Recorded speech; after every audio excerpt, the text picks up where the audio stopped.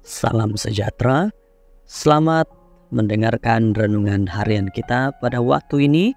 Semoga saudara-saudara semua dapat mengerti firman Tuhan, dapat memahami dengan lebih jelas lagi. Mari kita pada waktu ini lebih fokus dan mendengarkan. Kita berdoa.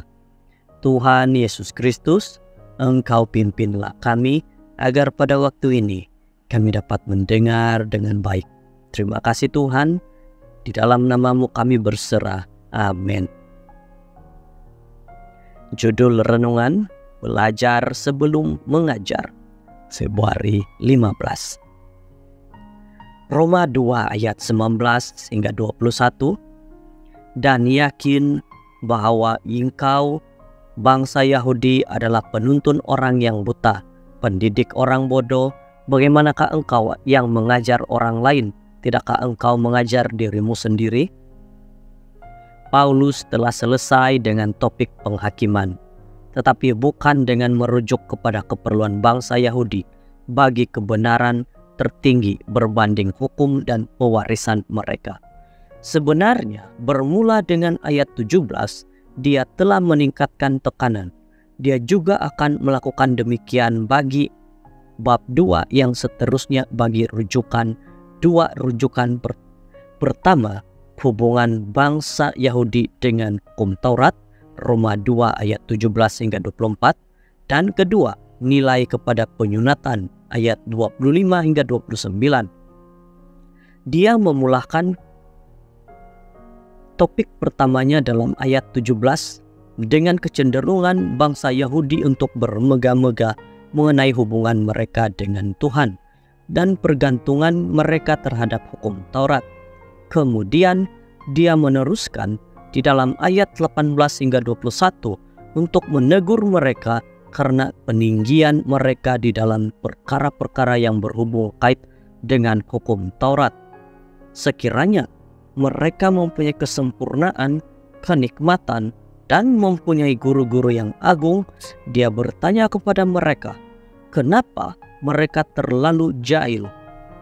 Atau menggunakan perkataannya sendiri, bagaimana engkau yang mengajar orang lain?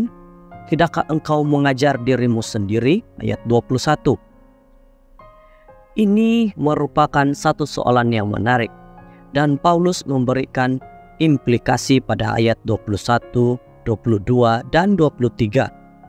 Tetapi sebelum pergi kepada ayat-ayat tersebut, kita perlu memikirkan sedikit terhadap apa yang telah dikatakannya.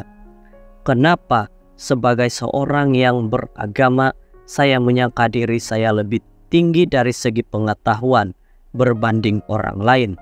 Atau kenapa istri atau suami saya tidak pernah melakukan sesuatu dengan cara yang betul seperti yang saya melakukannya? Ini merupakan soalan yang penting. Yesus mengungkapkannya di dalam khotbah di bukit. Mengapa? Dia bertanya kepada orang yang baik. Pada zamannya, engkau melihat selumbar di mata saudaramu, sedangkan balok di dalam matamu tidak engkau ketahui. Keluarkanlah dahulu balok dari matamu, maka engkau akan melihat dengan jelas untuk mengeluarkan selumbar itu dari mata saudaramu. Matius 7 ayat 3 hingga 5. Orang baik sebegitu masih ada bersama kita. Ellen White menulis mengenai mereka apabila dia mencatatkan bahwa telah menjadi matlamat dan keinginan setan untuk membawa di antara kita orang yang akan bersikap keterlaluan, orang yang berpikiran sempit dan bersikap kritikal dan tajam, dan degil berpegang kepada pandangan mereka sendiri terhadap apa yang dimaksudkan kebenaran.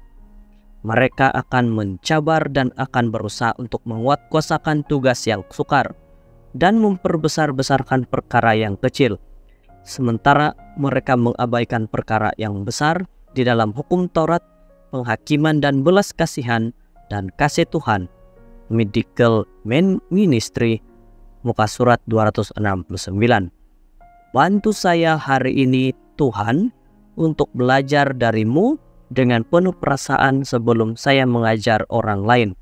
Bantu saya untuk berkongsi kerohanian saya. Saudara-saudara, demikianlah firman Tuhan bagi kita hari ini. Mari berdoa. Tuhan, Engkau berkati kami, agar kami dapat mengerti firman-Mu, dan kami dapat menerapkan dalam hidup kami. Di dalam nama Yesus, amin.